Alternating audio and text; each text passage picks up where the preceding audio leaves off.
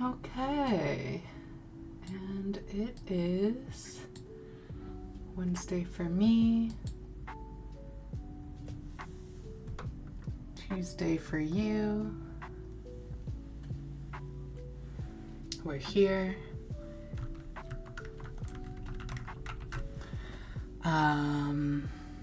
What should we talk about?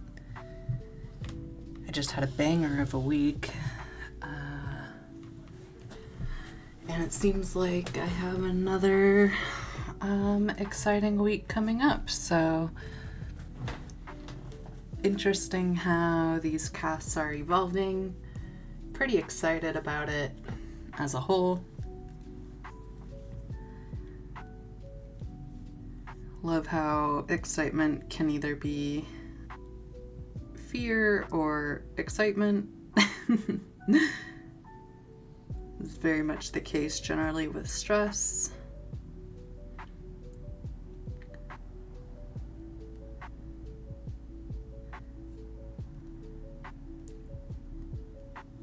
And yeah.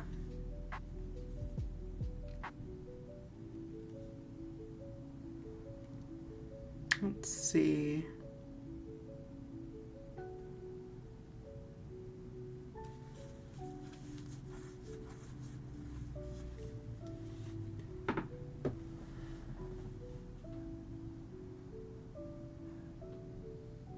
I suppose we could probably talk about telepathy, since I was bold enough to bring it up the other day.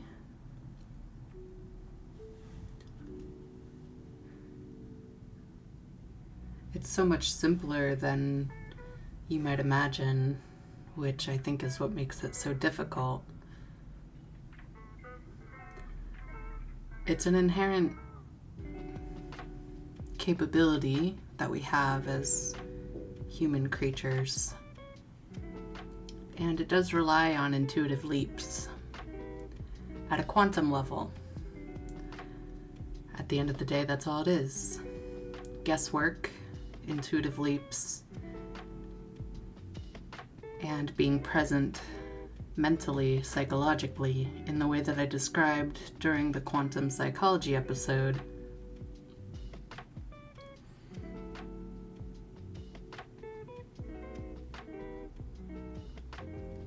And the difficult part, of course, is having the pair or the other person who you are attempting to speak mind to mind with being in the same state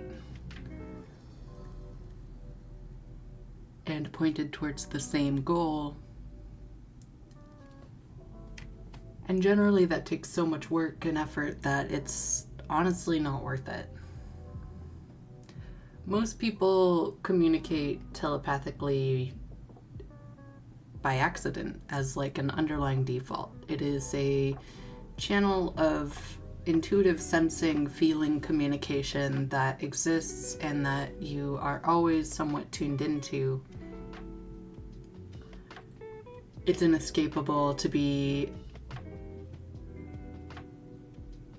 honest. It reminds me a little bit of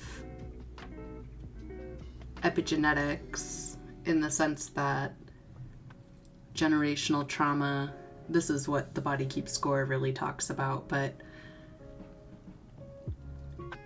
you encode information through your life at a cellular level, and you pass that code to your descendants. You have inherited that code from your ancestors. And it's simple, passed on via stress usually, cortisol, other things that can affect you at the cellular level. So fear of snakes is passed on as a protectorant to keep you avoiding rattlesnakes, or maybe brightly colored ones, depending on where your ancestors are from. It sounds like magic, but it also sounds obvious. And in a similar way, we have a collective consciousness through shared experience. And that shared experience can be tapped into and communicated with as a medium, or used as a medium to communicate. Depending on how shared the experience is, that's where you get to quantum psychology again. So of course, telepathy is inherently going to be easier with family members or people who have shared extreme experiences, things that impress upon you at a cellular level, stress, or certain important things that you have learned or experienced in your life. It's going to be much easier to communicate mind to mind with those sorts of people than it would be with a stranger, which is why it seems like it's not really telepathy, or that it's perhaps just not very useful. But really, if you are capable of empathy, which we all are, you can feel your way into the experiences of others and create internally an understanding of them and their perceptions. If you're very good at it, you can do it to the point of mind reading and thus predicting behavior, or communicating without needing to speak. All of that is possible for any human being to achieve. They simply are not confident enough to try, or not confident enough to believe that it's really happening. Were we to truly harness this ability or power, I don't think we would have the kinds of problems that we do. So there's telepathy for you, very unexciting. I came to these conclusions when quantum mechanics got interesting, when they started vibrating moss. I was like, ooh, vibrations, you say? That sounds like music. That sounds like energy or waves, spectrums, means of communicating that human beings are capable of, because they are capable of moving as free agents in the world, free agents with built-in error, which means they're inherently not completely 100% predictable. When we have human error, it's impossible to predict with certainty what will happen. And that's the beauty of us.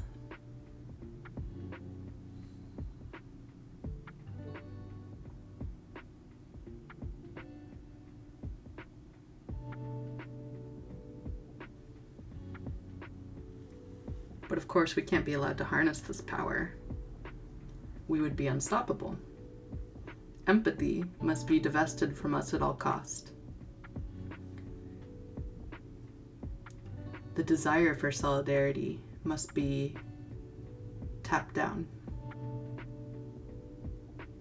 An interest in others' perspectives or worldviews should be replaced with fear, distrust, and uncertainty. This will keep us separated from our power and unable to practice.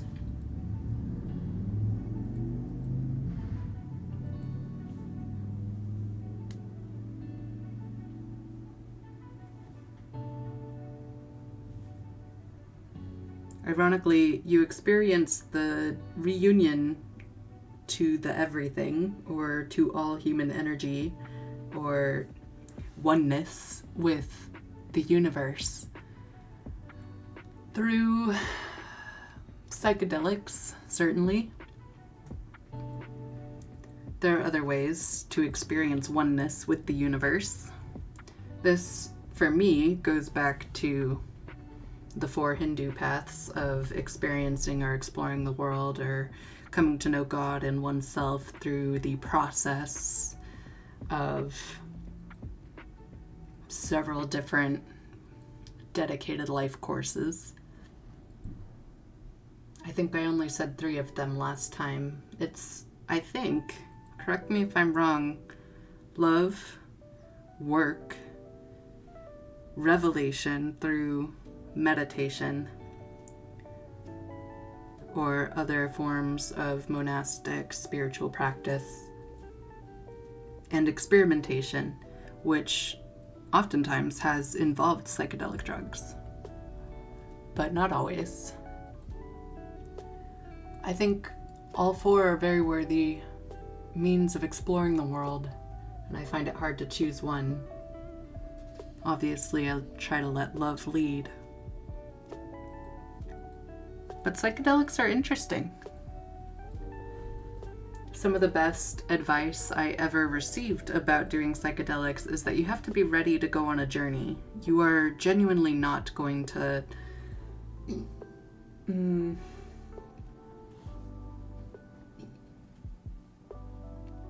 be present in the world in the way that you're used to. So if you're not ready to go on that journey, you're gonna have a bad time. Almost certainly. Much of doing psychedelics involves letting go and holding your awareness with open palms and allowing it to meld with the living reality of the rest of the world. And I believe that some call that ego death, which makes sense. But that process is terrifying for those with ego, which is all of us generally. It's hard to function in the world without seeing yourself as a separate part of it, a unit somewhat distinct from everything around you. I don't move through the world believing myself to be the same exact thing as the ground or the table or the trees. But I do think the closer along that spectrum of thought that we get, seeing ourselves as a part of a greater whole,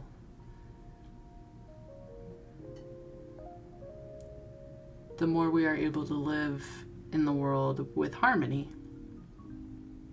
Harmony being another word for music.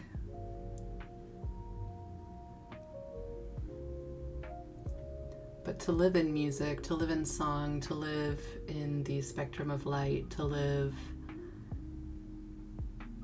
united with your understanding of a higher power, something bigger than yourself, is a daily challenge. We have to do it every day.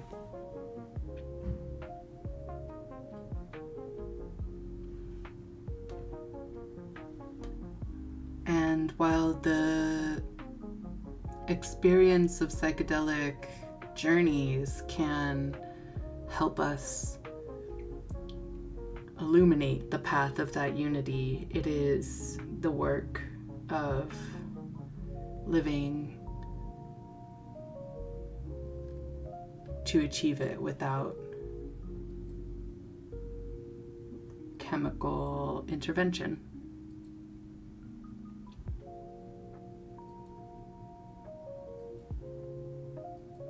Other good advice that I've received for psychedelic use has involved going into it with some form of goal or plan, something you want to achieve.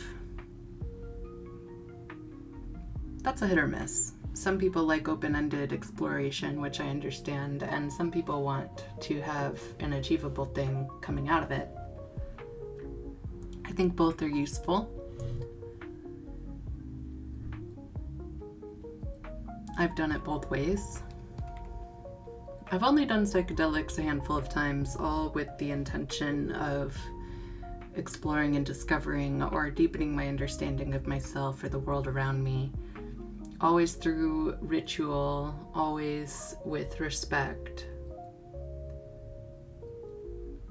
I've only recently tried microdosing, and wow, the lucidity you get from it is phenomenal.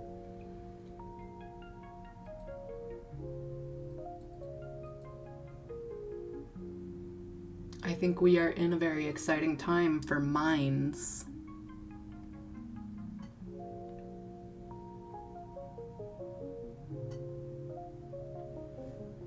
And for the growth of our ability as creatures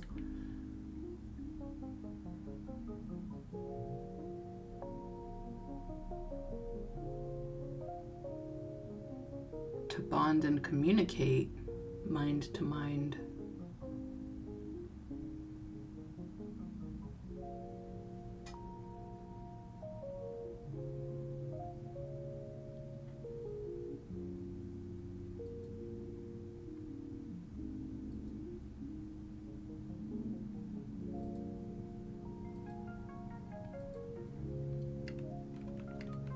But we suffer from a lack of confidence, and that is, to me, the direct effect of all things considered scientific being in the domain of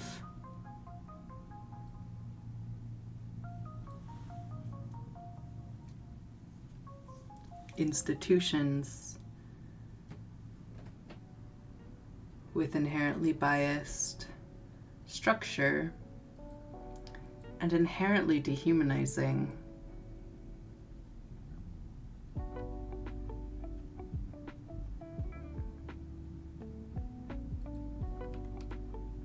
Structure. I know I've called humanity teenagers in the past, and I think most of us think back upon our teenage years in some manner of self-deception. We gloss it over or downplay it because it was so impactful of a time. But if you happen to be a parent of a teenager right now, or an honest reminiscer, or even a teenager yourself,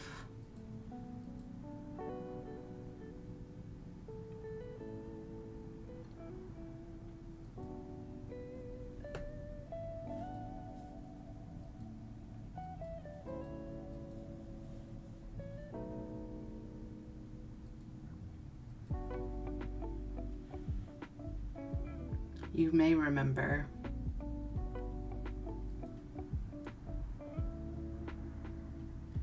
how deeply problematic a lack of self-confidence can be.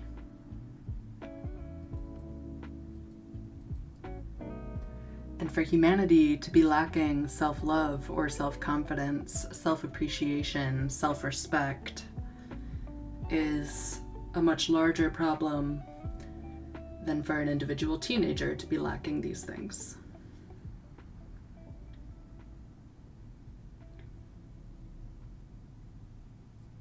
But confronting our history as a collective, and quite honestly, the horrors we've perpetuated as a collective, the things that we have inherited,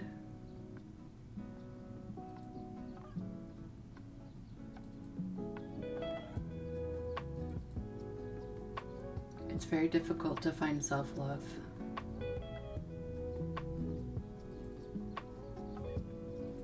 And to live safe in the knowledge that not only do we deserve self-love, but it's imperative that we act with self-love as a means of pushing back against generational trauma and ending cycles of harm.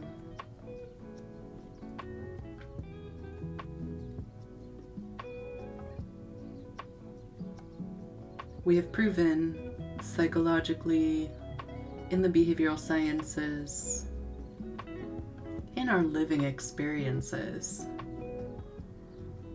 that punitive systems are ineffective in changing behavior. You cannot punish somebody into becoming different. You cannot harm them into being well. into being kind or healthy, into acting justly or rightly.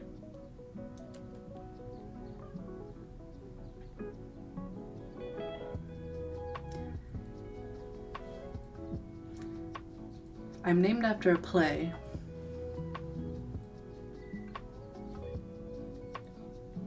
where one of the characters goes to jail for a significant portion of his life because he steals bread and poaches on the landlord's property in order to feed his family. And that was written about the years of monarchy in France prior to the French Revolution. It was actually written about the June Rebellion, which occurred directly before the French Revolution but failed. Sometimes you have to try a couple times and I guess break eggs to make omelets or whatever.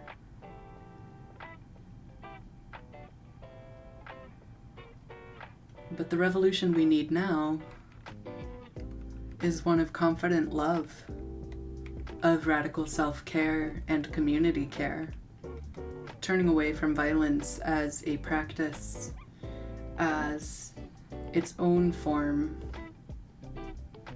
of destroying generational cycles of harm. To transmute inherited violence to love.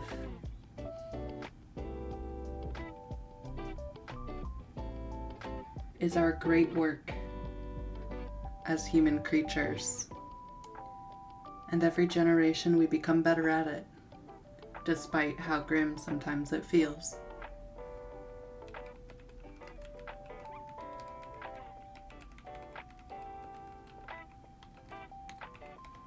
We deserve the confidence of that. The true knowing that it is, at the end of the day, really all that matters. Love and family and one another.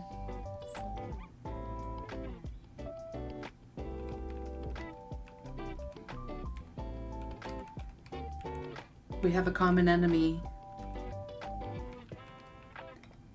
in cycles of violence, and were we to all be oriented towards that common enemy, I believe we would see radical change within our lifetimes.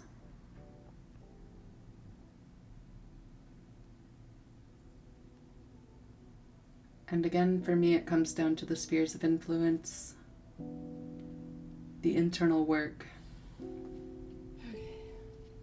turned into close interpersonal work, turned into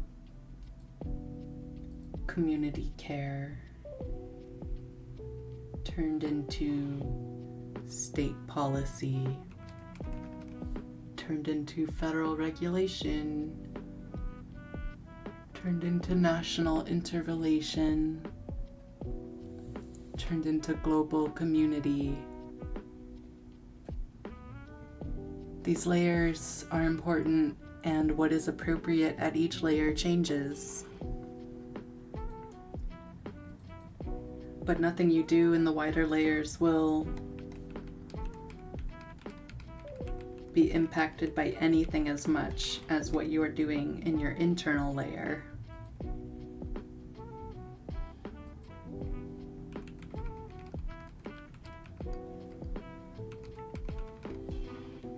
I spoke at some length last weekend about staying silent and how under systems of oppression that silence turns into violence. And then I described with some amount of detail the level of presence of mind necessary to notice internal structure in the form of shapes, using geometry rather than language, surface area, space. Cognitive space does not abide by the same rules as physical space. cannot measure the surface area of the structures I have created in my mind, the ideologies, the frameworks, the perspectives and lenses that inform the way I view and interact with the world. Those structures have been created through distillation and composting processes of living experiences and internalized knowledge, and they will never look exactly the same as anyone else's internal cognitive structures. They will always be unique to me at a level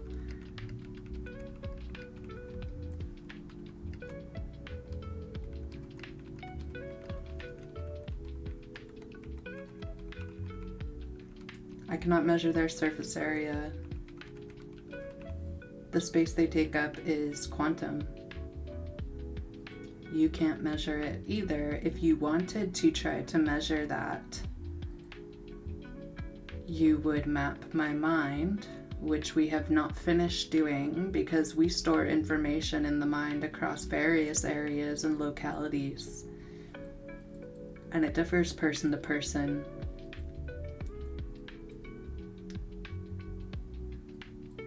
Because the attitude network or the reference material is different person to person.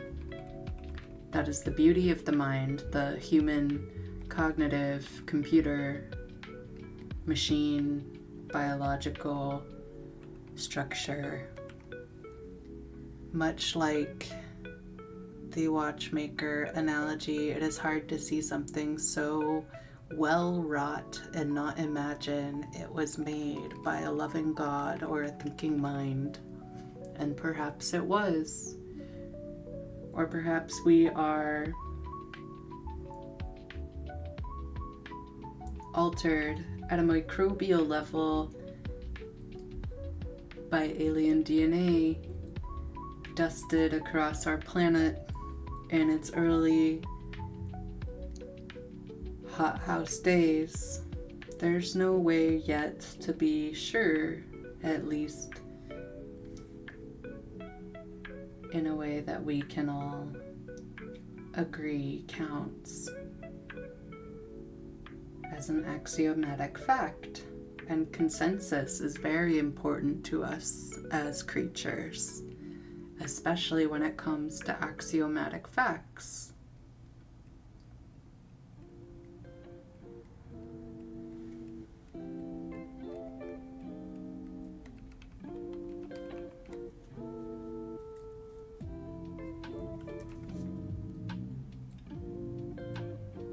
The reality of quantum psychology does make a very good argument for slowing down. The reality of quantum anything makes a very good argument for slowing down our behavior, our society, our technological advancement, or our thinking. You can't notice small things when you are moving too fast. Somewhat in the same way that you can travel over small things much more quickly or with capability than you could if you were going slow. I guess it's really important to remember one of the few things I learned in physics class, which is that distance over speed equals time. I think. Or is it distance over time equals speed? Or speed over distance equals time? Some combination there. I think you actually can swap them around and solve for each other. Distance, speed, and time all having something to do with one another.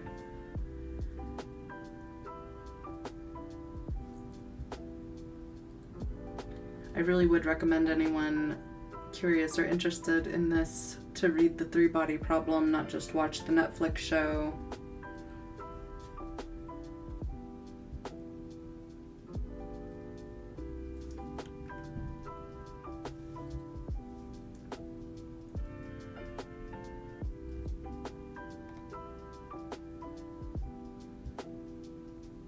They do a much better job of, well, he, the author, does a much better job describing fourth dimensional space than I have seen done in a long time or ever.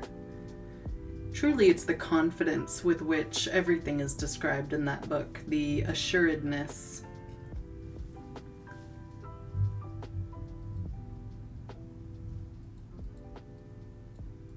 Sometimes confidence, or hearing something said confidently, is all you need to become aware to its true reality.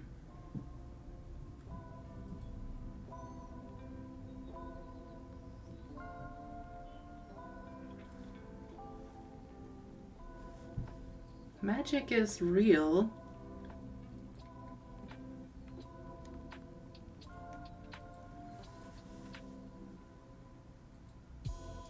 Unfortunately, it's simply not as loud or exciting as we like to imagine it is. But really, our concept of magic is just the ability to manipulate energy above and beyond what we're currently capable of. And since energy is never created or destroyed,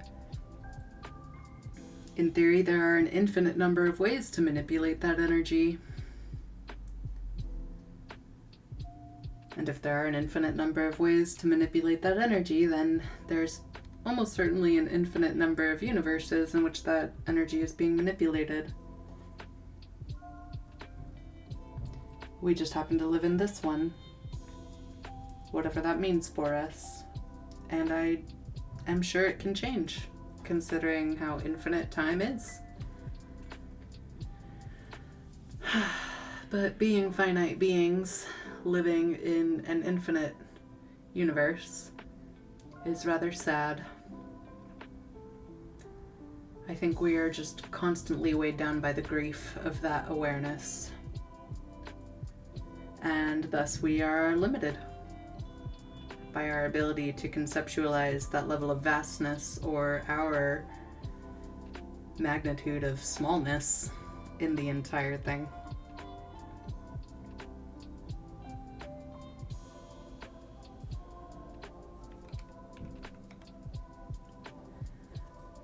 But really, have more confidence in yourself and your conclusions, especially if it works.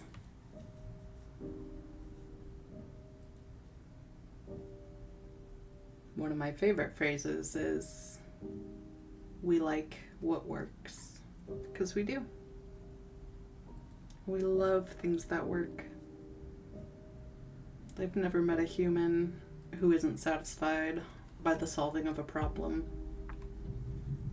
or the smooth functioning of a design, a plot carried off expertly, etc.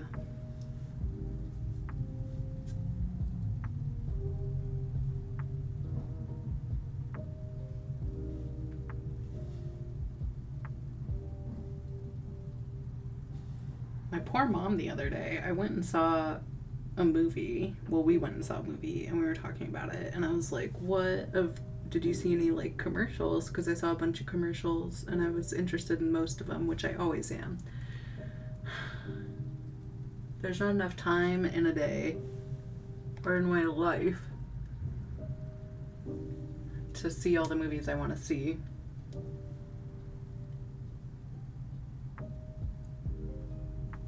But I asked her if she saw this one. I was like, it was a good action looking movie.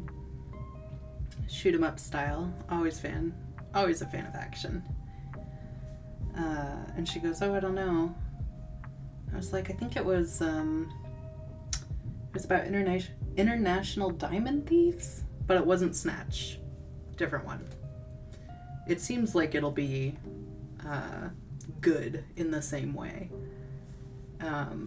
But like with some updates. And she was like, no, I didn't see it. I was like, okay.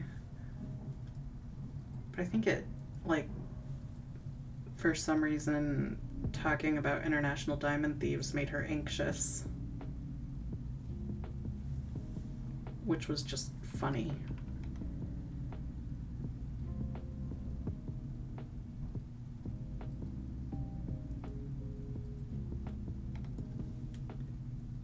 you know, it made her anxious in the mom way. Like I was gonna get some ideas in my head about becoming an international diamond thief. Like, trust me. If I was gonna start that career, it would have been started like 6 years ago.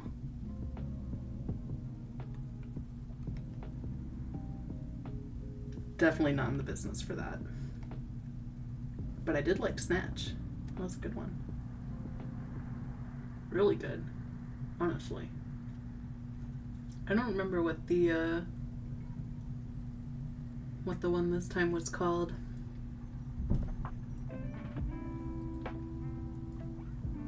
Like, so pretty. No offense to the actor, but I think I said I'm excited because one of the main guys is like ugly. I love ugly dudes. I don't know. They have so much personality. Well, unless they get really stroppy about being ugly and then they're just kind of annoying, but usually ugly guys are like really fun. So I was excited about that. I was like, all right, they cast an ugly guy. This is gonna be good. You can just tell.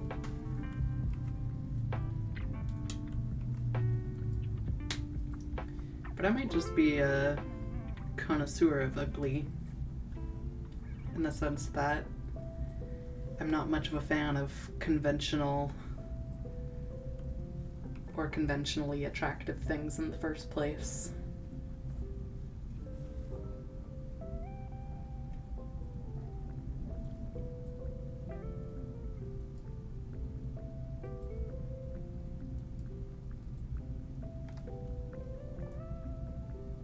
Let's see, what else did I see a commercial for? I think Baby Girl is gonna be amazing. Oh my god, Nicole Kidman. Ugh, anything she's in. Just, she has my undying fanhood for life. I don't know. She captured my heart in Moulin Rouge and Practical Magic.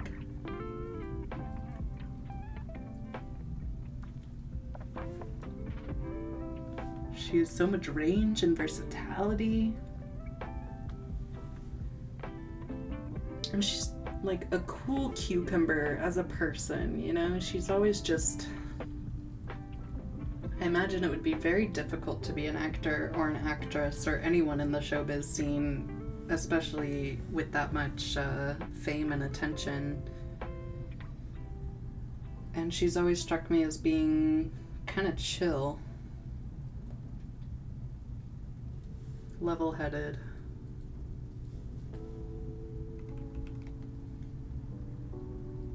Just cool as a person. You know, maybe that's my fandom talking, but that movie looks good. And the director, wow, also awesome. I really don't actually know much about the director. This is the first time she's landed on my radar. Not that I make a habit of remembering directors' names. I'm absolutely terrible. I'm like the worst fan of Hollywood ever. But yeah, I don't even remember actors' names usually. When I do, it's because, you know, I've been following them and I think they're cool people, like as people. I had this thing when I was a kid, actually, seeing people on the front of magazines and having celebrity culture described to me, seeing its effect in real time in my peers, seeing how much toxicity was involved, how much unrealistic body standards and poor mental health goes into the entire celebrity culture, both at a probably way worse for the actors kind of way and at a hitting the rest of us in the world with that bullshit kind of way. And ever since then, I have intentionally and somewhat angrily tried to learn about people in that line of work as though they are real humans, with middling success, but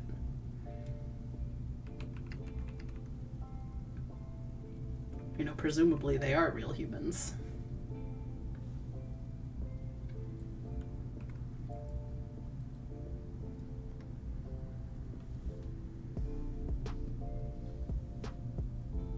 So yeah, baby girl looks hot as fuck.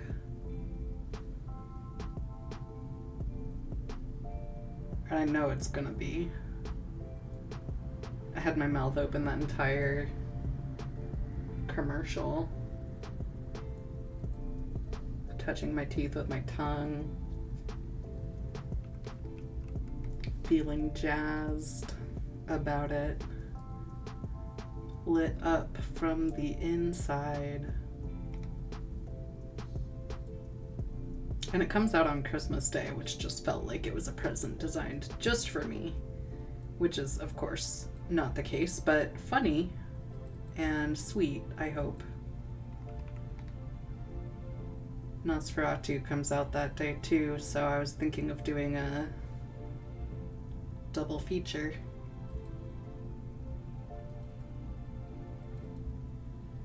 At the picture show.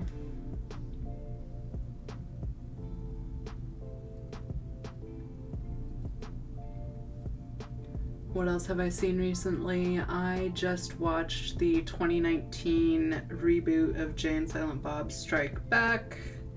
Fucking awesome. Love seeing Kevin Smith and Jason Mewes as they age. They are hot. Hot, hot people. Always have been. It's nice to see them aging well. And with grace. Acceptance. Dare I say it, wisdom, love,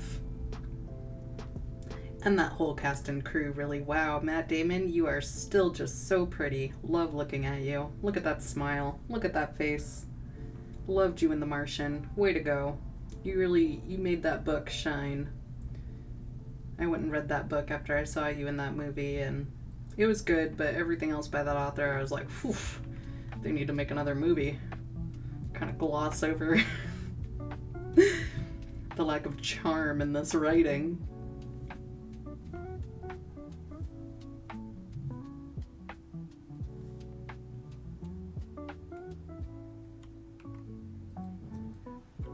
But yeah, Kevin Smith has been holding it down a long time. Talk about a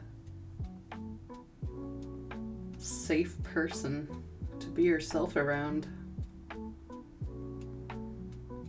I mean, just in a cognitive sense, really. In your head. But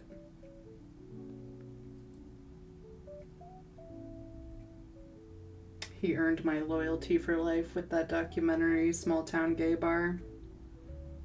I was like, bro, thank you. Somebody needed to do it.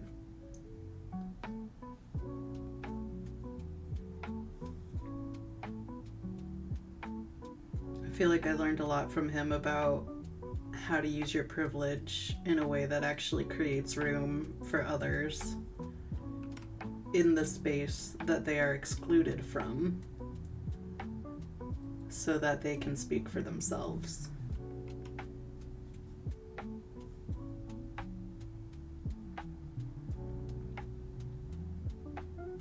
And I loved kind of like meeting his daughter through that movie. I hadn't seen her. I didn't even know she existed really, but wow, what a cool actress. And their dynamic together was amazing. I was like, sick. He's like not just a cool guy in a motion picture sense, but he seems like a good dad too. That's nice. That's awesome. I love that kind of thing. I think I've been analyzing TV shows and movies my whole life from a mental health perspective after that introduction to celebrity culture. Because, oh my god, aren't celebrities like aliens to the average person? How are you supposed to think your way into what it's like to be famous with that much psychological noise surrounding the experience? There's so much trauma and damage that is like going on for people in that industry because it's inherently exploitative, again with the property over people framework here. Just like any industry under this system is going to be exploitative, and then to see theater people essentially under those conditions is heartbreaking.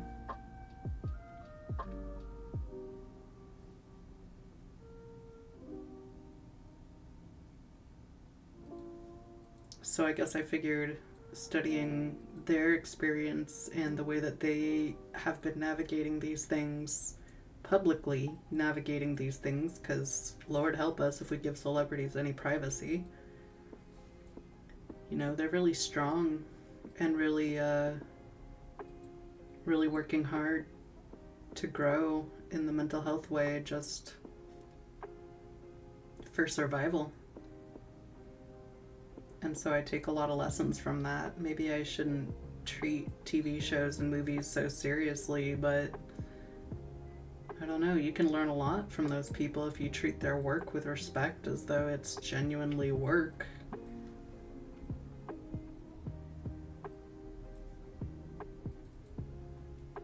Of course, consumers are used to being consumers, and that doesn't change for entertainment consumers.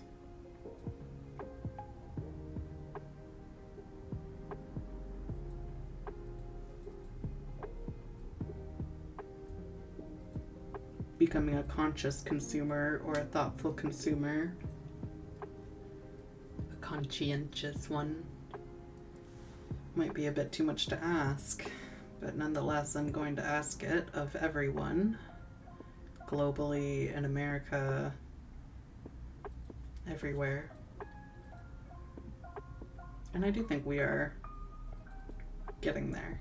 I think what do they call it? Parasocial relationships people have with YouTubers and streamers. I think that is helping bridge this distance between the average person and entertainers, making them feel a bit more included, a bit more close to the thing, although there are drawbacks to that as well. But thespians, anyone in the entertainment industry really, are going to have their work undervalued and devalued when so much of it involves psychological labor, considering how little we treat it as though it even exists under our current systems, let alone give it the weight and meaning it deserves. For how influential entertainment is, you would think we would be a little quicker to give it its due and treat it with the respect it deserves, but maybe we are scared to admit how much it influences us. Maybe something with that much power over us is inherently terrifying.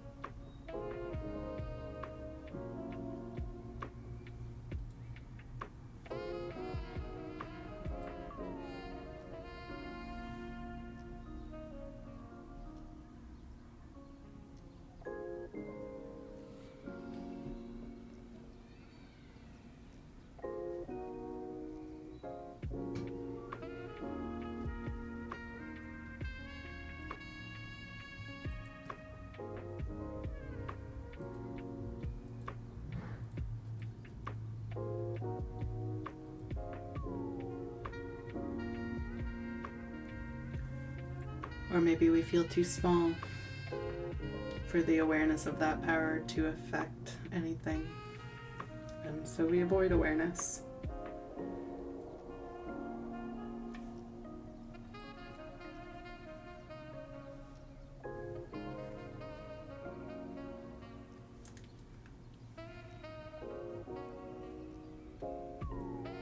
But I've always listened to the people who caution that you are what you eat, or that what you consume will end up defining you. Because it's true.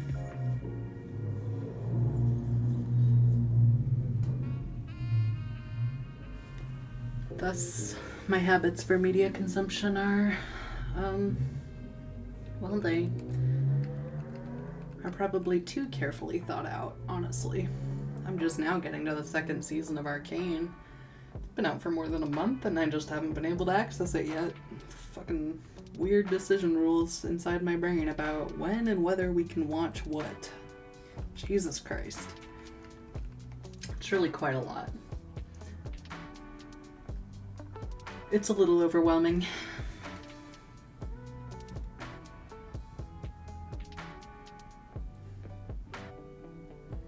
But yeah.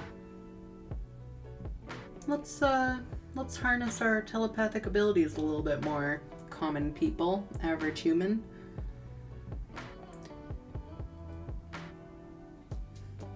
Global creatures. Best way to do it is participate in pop culture. Honestly. Join in on that collective consciousness. Take a sober mushroom trip. Just let yourself love Blink-182, my God. It's not like they're some of the most relatable lyrics. Things are popular for reasons, come on. They tap into this shared experience. It draws out your empathy. It helps you relate and join in communion with others of your species. You don't need to eat the pro and prebiotics to enjoy pop. Brat Summer can live in your heart always if you let it. Do you not love going to the club? Or are you just afraid of rejection and so you reject first?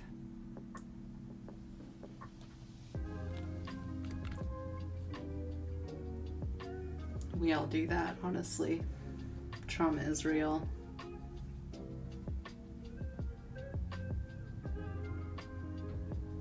I remember when Harry Potter got famous, I was super salty. I was so mad. Like the book series, not the movies. Although the movies is what made it so popular. I was in 3rd grade, I think. Was I in 3rd? No. Maybe. I know 3 is involved. Oh, the 3rd book had just come out.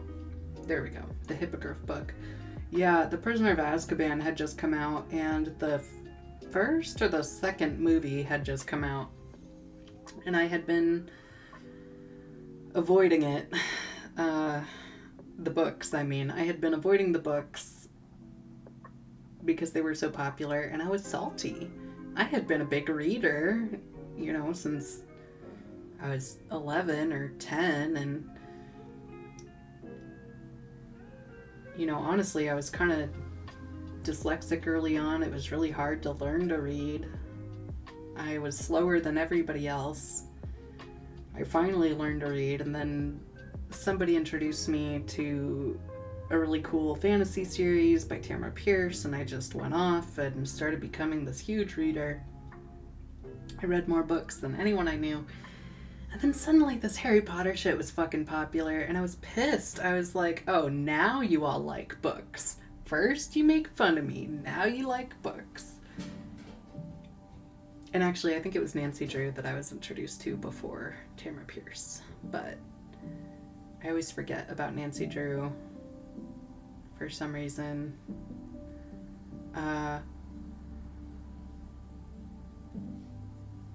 But yeah, I was pissed. I was like, oh, now people love books. Harry Potter bullshit, motherfucker. You know, so I avoided reading Harry Potter until the 3rd book came out and the first movie came out, and I saw the movie and I was convinced. Or maybe I saw the maybe it was the third movie. God, I don't remember the timeline at all, but I finally watched the movies and it looked way too good to not read the books. And everyone I knew was reading the books. And I finally just wanted to be a part of it all. But at first I really didn't. I really did not want to be a part of any of it. I was pissed. I was like hipster cool with the reading thing, and then all these other people were jumping on the train and making some other thing popular, and I was just like salty, super salty that they'd broken into my favorite hobby and kind of commandeered it and acted like I had never had it in the first place. Not that it had to be all about me, but you know, it was elementary school, so it kind of was all about me, to me. And I was really pissed off. And then, you know, I finally was like, fuck it. At least I can hang out with people who enjoy reading, even if it's just this one book. I'd still rather not be alone in the joy of reading, so I guess I'll join in. And I did, and it was such a great call. You know, I made a lot of friends through the love of Harry Potter. I wrote a lot of fan fiction and explored a lot of different sexualities through the love of fanfic writing, and I was devastated and betrayed when J.K. Rowling turned out to be a fear-mongering turf-ass bitch.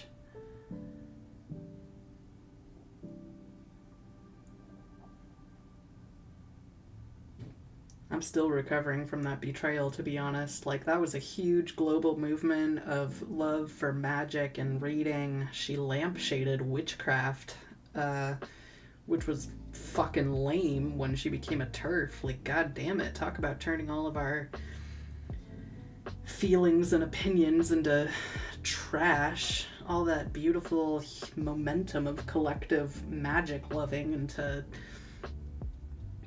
commercialized, commodified bullshit, meaningless nonsense. Now that you've started spewing hate, just shit all over my love for classics, classical formats. God.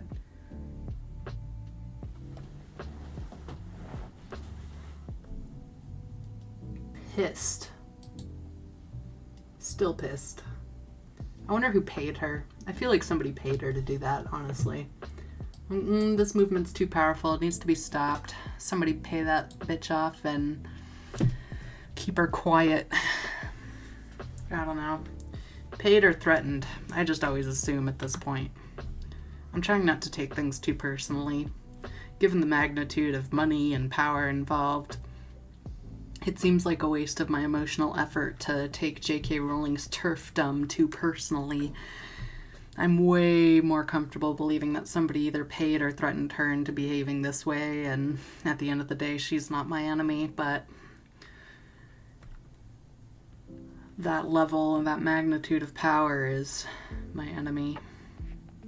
No one should have that much power over that many people, and yet they do, so...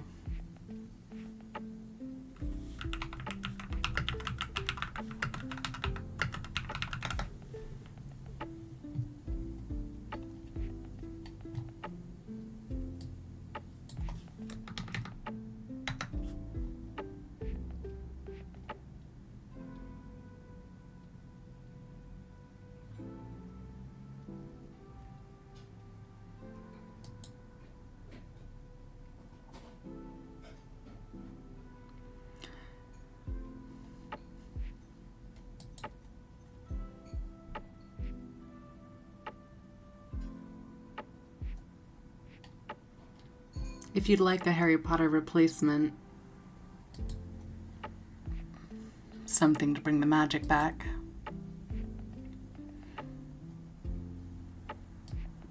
still with classical forms of wizardry and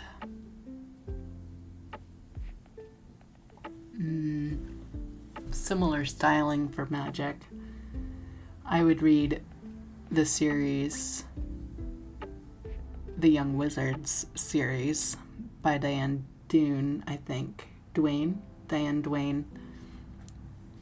I think the first book is called So You Want to Be a Wizard.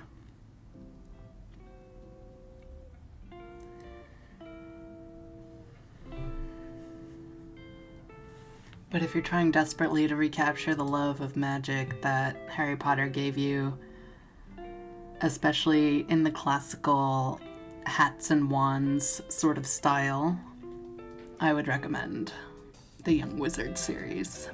It's very good. And there's more than one. So you get, several books out of it.